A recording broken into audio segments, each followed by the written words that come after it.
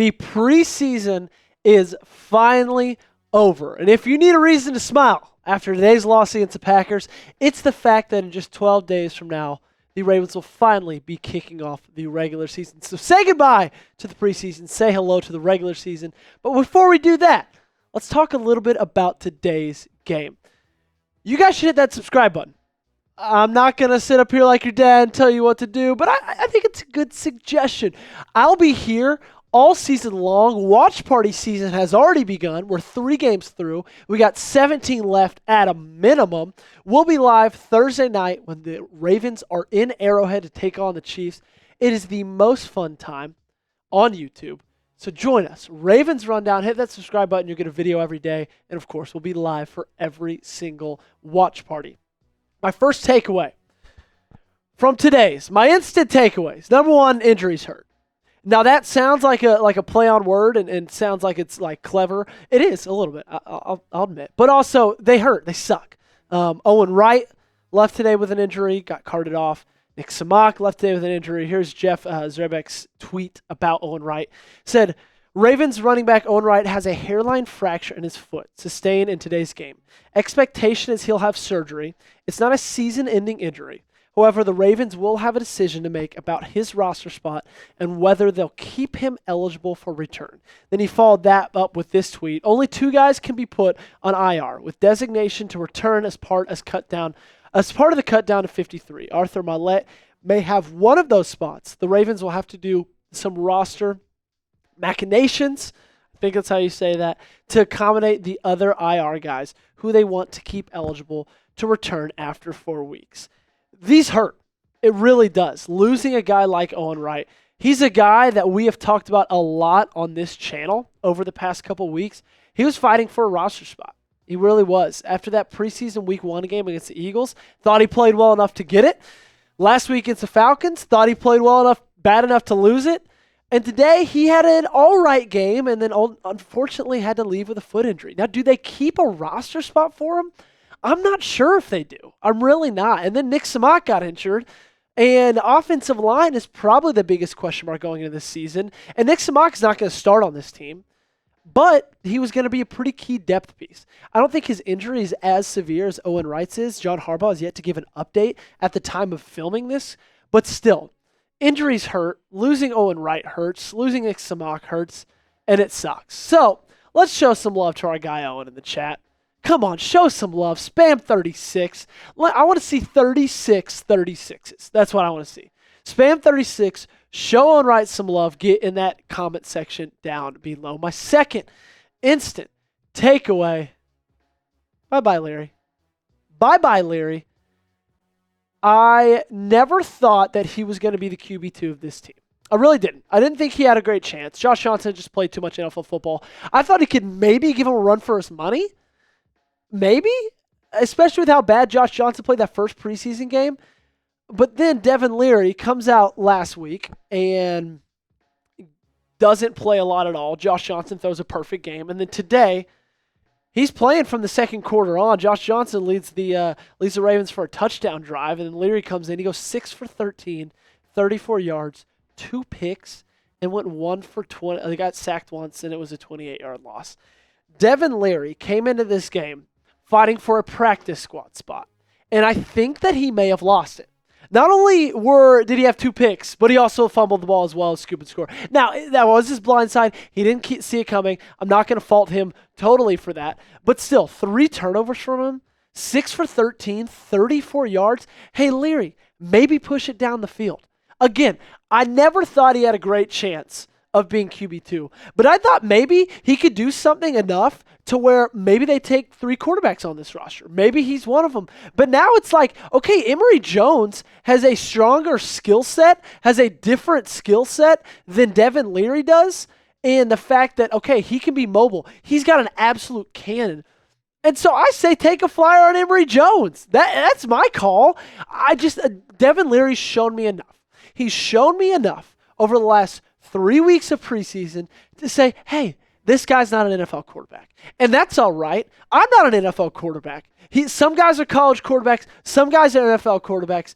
Devin Leary, it looks like he's just going to be a college quarterback because he's just not built for it. 2 interceptions in a game where you're fighting for your job. And both of those picks were, okay, I'm going to look right at the linebacker. I know this receiver's triple covered. Maybe I can fit it in the window, and then both times pick. He also should have had another pick. But I digress. Devin Leary, I'm sorry, but I think you're going bye-bye. Now, before we get into my next 3 instant reactions, I've got to give a shout-out to today's sponsor, and that is Game Time. Game Time is the place to go to get the best seats for the lowest prices guaranteed. If you can't wait for the football season to be here and want to get tickets to the big game locked down, you're going to want to give Game Time a shot. Game Time is the only place I go when I'm trying to get tickets to any college football or NFL game. Prices on the Game Time app actually go down the closer it gets to kickoff. Game Time has a new feature called Game Time Picks that makes getting tickets to see your favorite teams play live even easier. Game Time Picks filters out the fluff to show you only incredible deals on great seats so you don't have to waste time searching through thousands of seats. I love Game Time. It is the only ticketing app I have on my phone, and my favorite thing about it is the fact that you can look at what you'll be seeing from your seat before you even buy the ticket. So you see all the prices listed there, then you see the aerial view, and then you click into your seat, and this is the best part.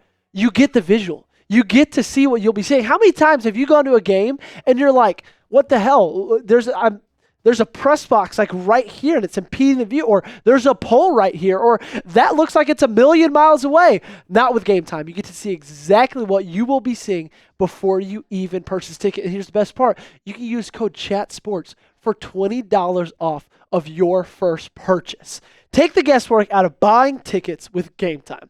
Download the Game Time app, create an account, and use code CHATSPORTS for $20 off your first purchase. Terms apply. Again, create an account and redeem code CHATSPORTS for $20 off. Download Game Time today. What time is it? It's game time. My third takeaway, Simpson the new queen? And I'm not talking like queen, like with a crown. I'm talking Patrick Queen. You lose him in the offseason, it's a big loss. You got Trent Simpson behind him, second-year player. You're thinking, okay, can we get something out of him? We don't need him to get 133 tackles. We don't need him to get 10 tackles for loss. We don't need him to be an all-pro guy. We just need something good out of him. Well, you might get more than just that. Another game of phenomenal play from Trent Simpson. Now, didn't lead the team in tackles, didn't do anything incredible other than he got a fantastic interception. But he's just proved to me game after game, okay, he's going to be the guy that can replace Patrick Queen. I have confidence in Trent Simpson to be the next Patrick Queen. I really do. I've seen enough. That interception was awesome. He was able to return it for a couple yards as well. And when he's there next to Roquan Smith, I think that's going to be an unstoppable deal. I really do. You've heard 3 of mine. I got 2 left. Let me know in the comment section down below. What was your biggest takeaway from the loss versus Green Bay? Let me know. Was it Devin Leary? Probably was. I saw a lot of Devin Leary hate in the comment section of the watch party. Was it the fact that Owen Wright got injured? You let me know down below. Or was it that Nate Wiggins is fine? Right? I'm talking fine in 2 ways. I'm talking fine like he's not injured, he's okay, and man is he a fine football player. Was a big scare against the Eagles when you saw him go down the locker room, looking like he didn't want to really touch that shoulder. After what we saw, the first couple plays against the Eagles, man, that seemed like it was going to be a big loss. Then he was back practicing pretty quickly, didn't play against the Falcons. I didn't think we were going to get to see him today. I really didn't think he was going to get to play. I thought maybe Harbaugh saw enough against the Eagles. Guess not. But I love the fact that he played because he played phenomenal. Didn't let a pass get caught his way. He is every single time the opposing quarterback tries to throw it to the wide receiver that he's covering, absolutely blanketed. And again, it's not like he has crazy stats. You're not going to look at the stat sheet and say, man, Nate Wiggins balled. He didn't play a ton. But when he did, man, he was effective. He was effective. And gosh, I'm so excited to see him week 1 against the Kansas City Chiefs. I wonder who he'll line up against. My last takeaway. Are Dayton Wade and Brade on the bubble? I think one is. I don't know if both are. So Dayton Wade came into this game, and we said, okay, he needs to have a really good game. Because he's had 2 really good games before this. But still, he was a long shot to make this roster. Undrafted free agent, rookie. And so you said, okay, he almost needs 3. He needs 3 good games in a row. And you just didn't get that from him today. You didn't get that. 1 catch for 5 yards. That was the end of his stat line. And he also dropped the pass as well. And I mean, he caught it, but he bobbled it, and it was a toe tapper. And so by the time he actually gained possession of it, he was out of bounds. But that's kind of was disappointing. I wanted to see Wade do a little bit more. I wanted to see him show a little bit more than he did today. But we'll see. And then Brade, I don't think he'll be on the bubble. I don't.